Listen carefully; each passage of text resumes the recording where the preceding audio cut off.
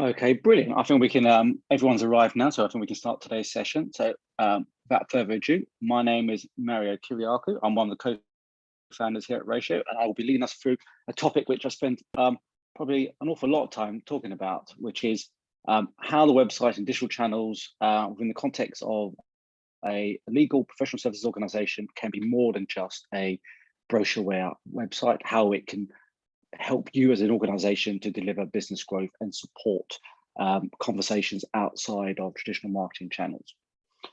Just to let everyone know, today's session is recorded. If you've got any questions, there should be a chat bar on your Zoom portal. Feel free to pop any questions that you have, and I can get back to you with an answer in the next day or so. So let's kick off. I'm already very briefly going to talk about who Ratio is, because I want to get onto the presentation, but we're a digital consultancy. We work with a number of professional services and legal organizations, specifically around the topics we're going to talk around today is that how can we turn the website into more than just a depository of content? How can digital channels be measurable, and how we can integrate what marketing does with what the wider business is interested in, which typically is around how can we generate better quality client relationships, how can we have the right type of conversations flowing through the business, how can we leverage new services to cross-sell into existing customers, how can we leverage digital channels to help us enter new markets, etc. So some of the challenges we're going to look at today and look to try and answer with today's presentation. So maybe some of these are might resonate with everyone on the call today. We're looking to leverage digital to drive new conversations with prospective clients. We're looking to help support business development and partners with crucial client insights into the way they are interacting across digital channels. What content are they consuming? As an organization, we might be producing an awful lot of thought-led content, but we're unsure how to measure the engagement, but also the effectiveness of the content that we're creating. We're not sure how and perhaps what marketing data should we zero in and which we should leverage to give us that insight into, I suppose, what is working and what is not. And how do we align marketing technology with our business goals and digital ambitions to try and achieve the type of digital experiences we want to put in place as an organization. One of the things I wanted to start off with is sort of the role that the website has traditionally played in professional services organizations for law firms. One of the things that we and I hear like on a regular basis is sort of a frustration that the website is seen as a kind of a siloed channel from the rest of the business. It is there to highlight our expertise, our insight, our thought leadership. It is there to obviously get across the services that we are providing for clients. It is looking to highlight the people who work within the organizations. I mean, I think one of the privileges that we have as an organization is that we have access to analytics across a range of different companies that we work with. It's always interesting to see how people searches or across people profiles are such a high traffic driver. But there's always a frustration within marketing that we want the website to be more. We want it to be measurable, and we want to be able to link what we do in marketing into something that can drive measurable pipeline, but that has a way of measuring the influence it might have on the success of the overall business. And taking a step back in terms of what does a good website experience look like from the client's perspective, it's important to put yourselves in the shoes of your clients and understand that every time they visit the site, they have a specific goal in mind, whether they specifically know the type of services they want to zero in on, they have a specific query that they're looking to have answered by identifying relevant content within thought leadership hubs, etc. Clients are within the legal space are not randomly researching. They have a specific goal in mind. And the question for us is to understand from a digital perspective is to figure out, are we able to profile what that need is? And we'll talk about that later on. clients are focused quite rightly on solving their challenges when they interact with you digitally. And these may not, and we'll cover in a second, these may not necessarily align with your own challenges as an organization.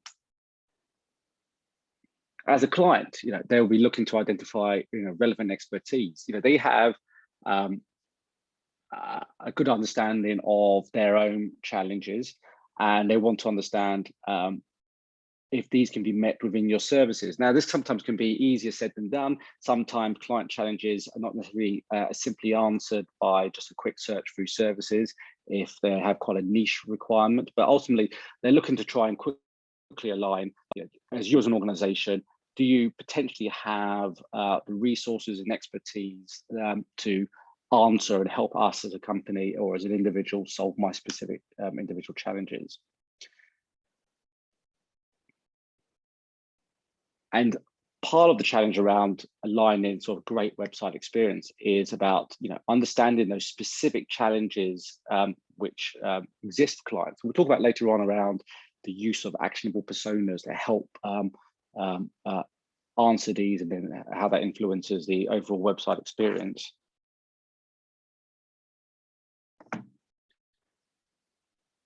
But clients are looking to figure out whether the services are specifically aligned with their challenges. Can they find it quickly and move on?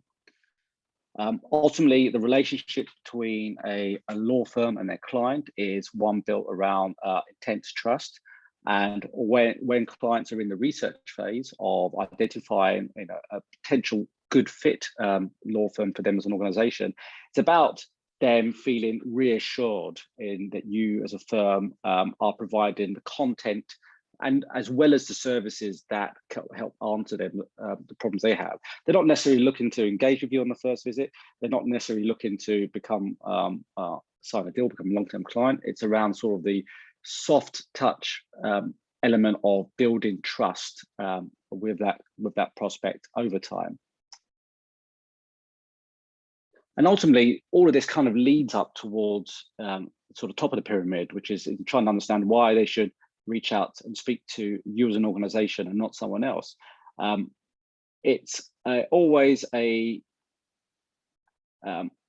major ask from a client's perspective to complete a form or pick up the telephone to speak to a law firm.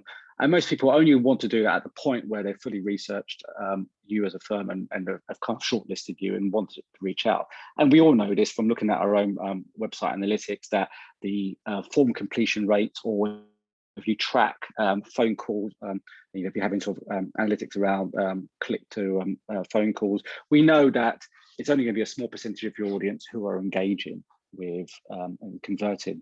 And from us as an organization, I think the challenge and the exciting opportunity is to figure out, if only say 1% of your audience is converting, what is the other 99% doing, and how can we leverage digital to deliver a better experience for them, so that when they actually are at the point where they're looking to reach out and speak to a potential organization, we could be one of those organizations which are top of mind. And we're going to talk about data and measurement in a second, but one of the things from a client's perspective is, they might want to get in, find the information they want, and get the hell out of there. And one of the things we see sometimes with analytics is short website visits can be considered a failure, and that is measured on the fact that if someone has a relatively short visit, obviously they're not it's not a high level engagement. And again, this is why we talk about the sort of measurement plans you need to put in place to determine whether something was a fail or a success.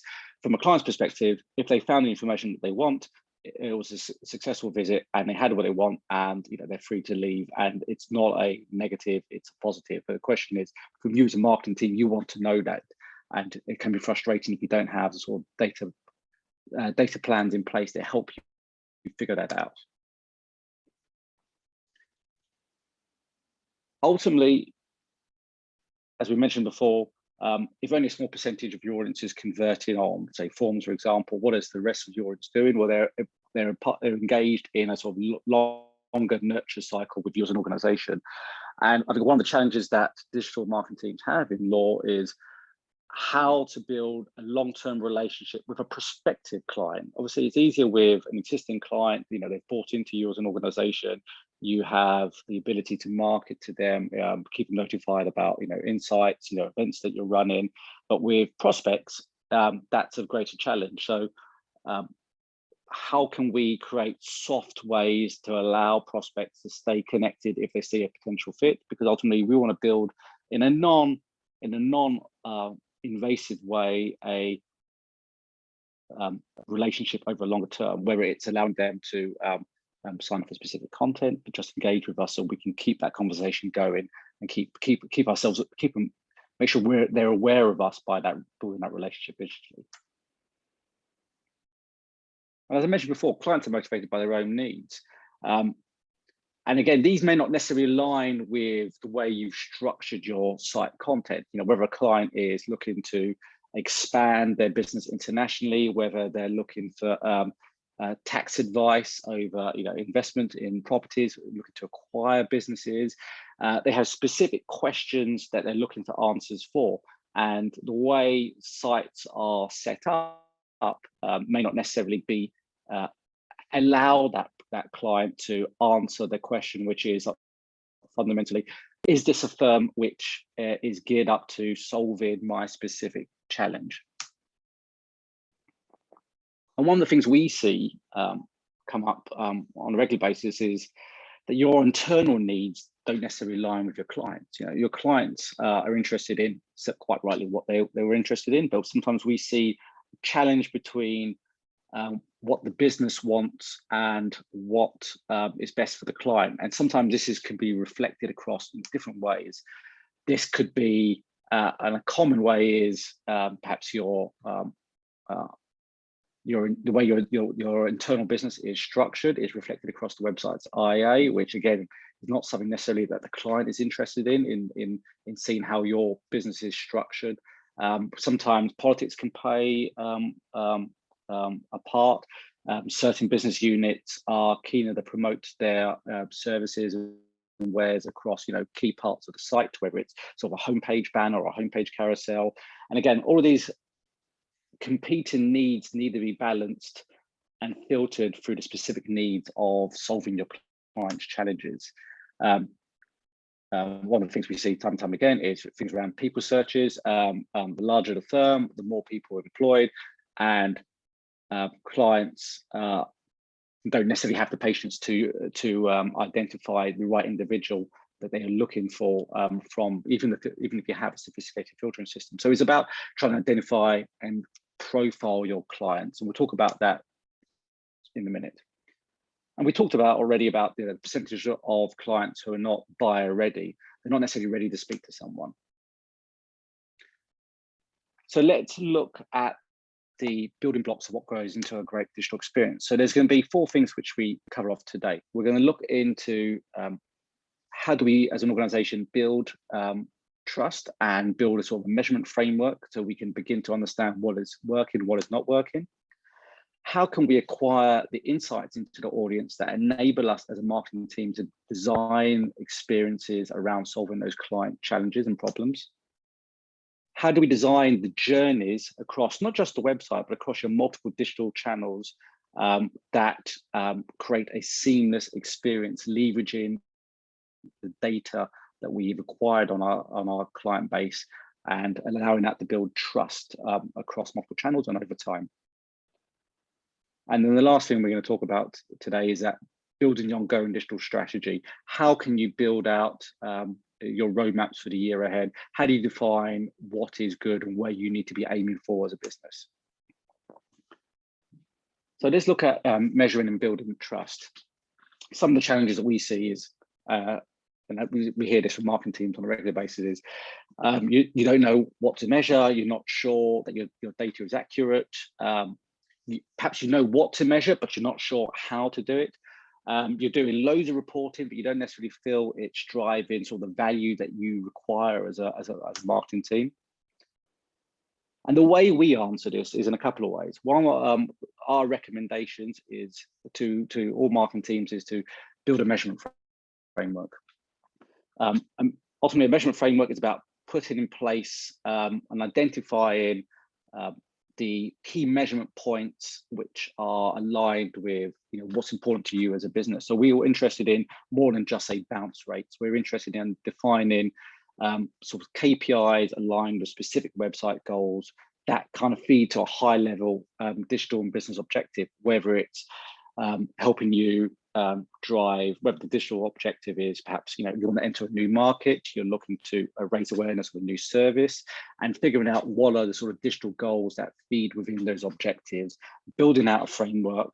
And then the next step would be the sort of technical back end work of setting up goals, setting up tracking, making sure that we can actually have the data beyond just a fancy Excel sheet that kind of tells us what we want, but we can actually then implement it in the real world. And a way to visualize this is using the example on the screen, which is perhaps an easier way to visualize what was in the previous slide, which is sort of the nuts and bolts of what you get within the measurement framework. But fundamentally, we always recommend that you as a marketing team look to develop this digital to sales measurement plan, which is requires a lot of times working with the business to identify what you're looking to achieve. Again, is it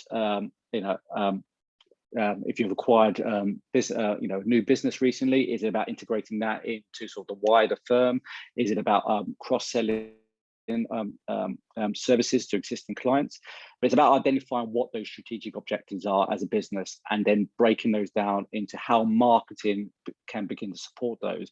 And we always find this is quite liberating for marketing teams, because every marketing team I've ever met, regardless of industry, always wants what they do to be aligned with the business, and having something like this in place is quite an important step forward to showing that marketing is fully aligned with driving things like pipelines, for example.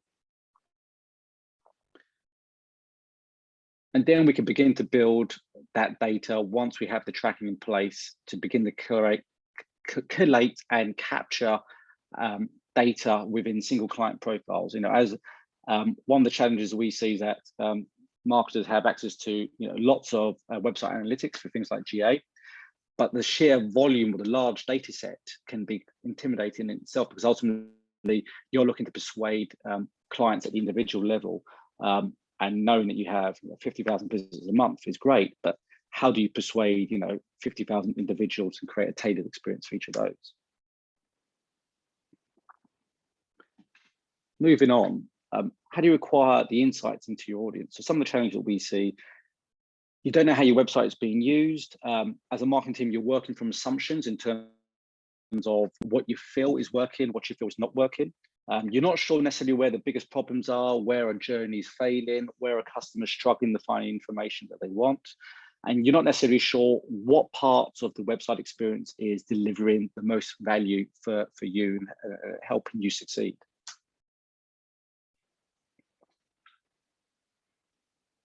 And how do we look to solve those challenges? Well, one of our recommendations is around the creation of actionable personas.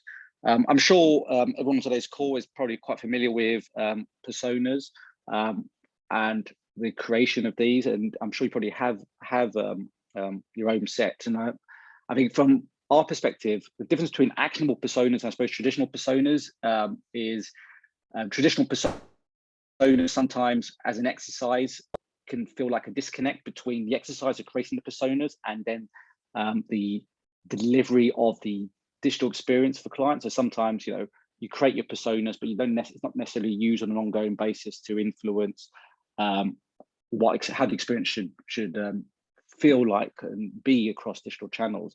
Whereas actionable personas have a specific end goal in mind, whether it's about looking to optimize a specific journey flow from, say, for example, paid advertisements to the website, whether it's looking about personalizing the on-site experience.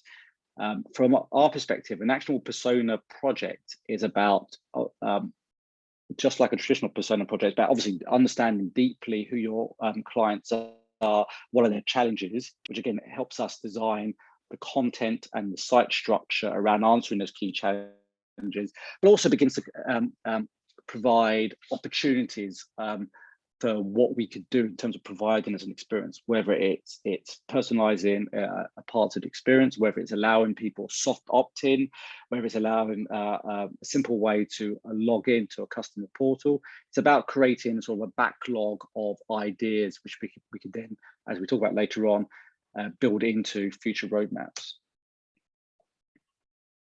Another way of extracting insights is to understand how, as a marketing team, once you have your measurement framework in place, you have the tracking in place, you have the data flowing into the business from your different channels, from your different marketing technologies you've got in place, and understanding how can we actually extract that data and put it into a format that can be shared with business development, with partners.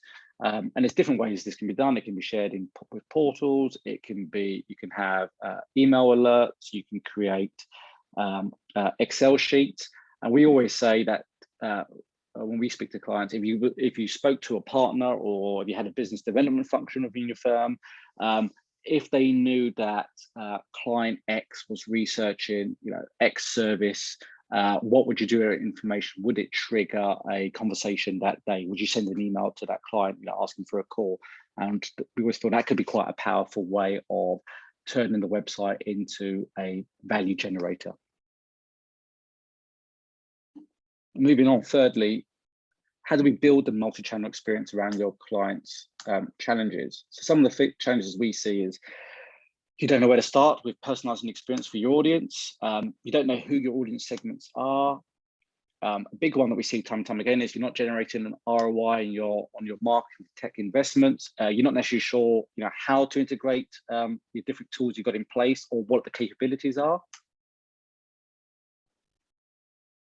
And how we look to answer this is, and this kind of goes back to the actionable personas. It's about creating those specific journeys that your different personas, different customers, different client types could potentially be taking. How are they interacting with you as an organization? What are the channels? What are the touch points? And then looking to identify what type of experience we could potentially deliver at each of those points, which kind of feeds into how do we potentially personalize the experience based on what we know? Because we know that each client's research needs and interests are going to be very different. And the advantage of digital and advantage of the website when it's geared towards tracking and profiling those individual needs is that we can begin to capture those goals. We can understand if client A is specifically interested in a specific part of what you'd provide as an organization, and then understanding that then what is it, if we had that information, what would we do with that? Because we always say it's quite a powerful tool to have as an organization. If you was a marketer and you knew that X client was interested in this specific service based on the profile you've built in them as an individual, what would you do with that information? Would you trigger a personalized email from a tool set such as Future with additional information? Would you then notify a client relations colleague that a client was interested in this specific part of you as a business?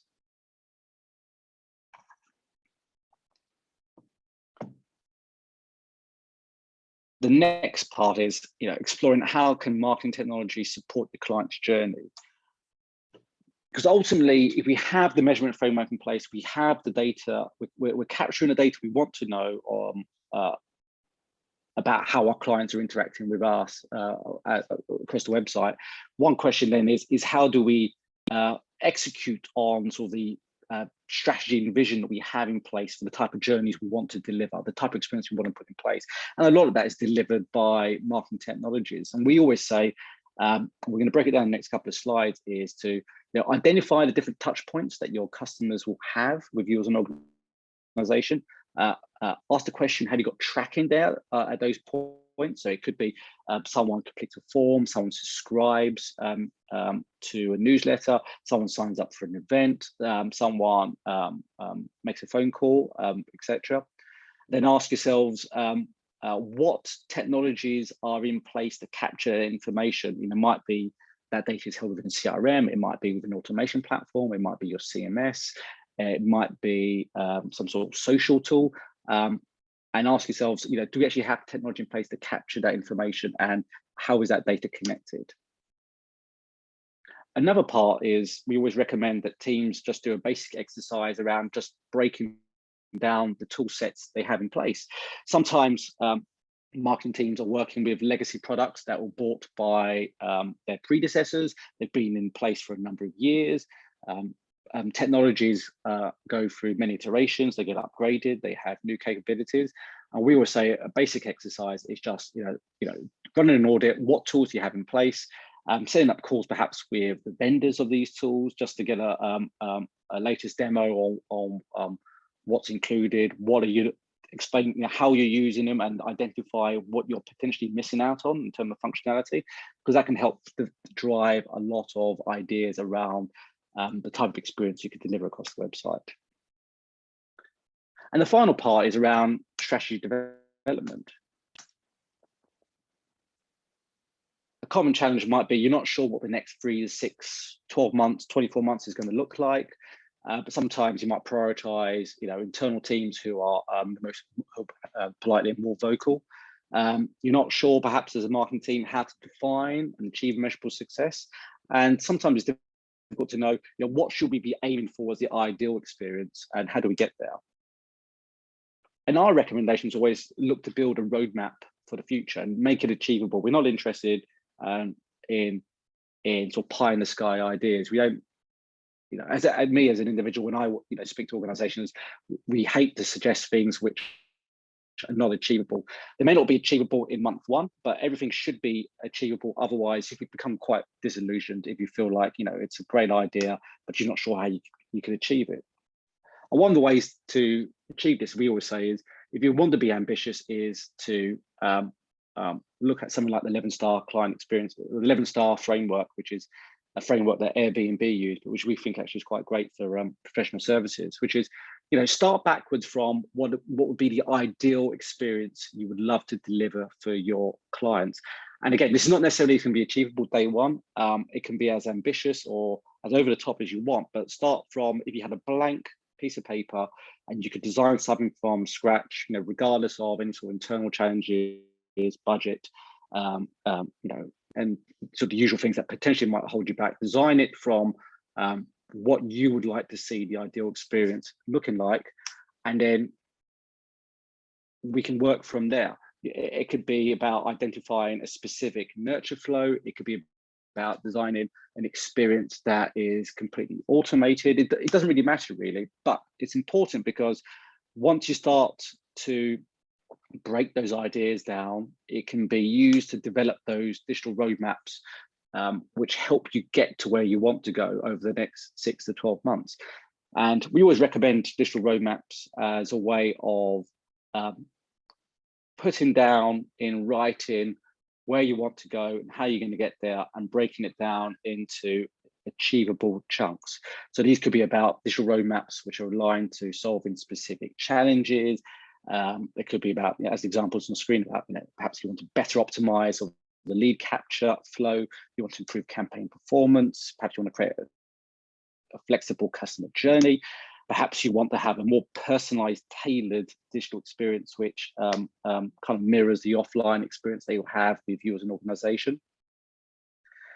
And sometimes even these can feel intimidating, but the way we recommend approaching these is to we would say you should chunk these up into quarterly mega sprints, and then this could be then broken down into smaller tasks, and they could be broken down, prioritized in terms of what is a small task, what is a medium task, what is a large task, what is the cost associated with X initiative, how does that fit into the larger budget. But it's a way of beginning to break down where we want to go to, and actually the sort of building blocks we need to put in place to get there.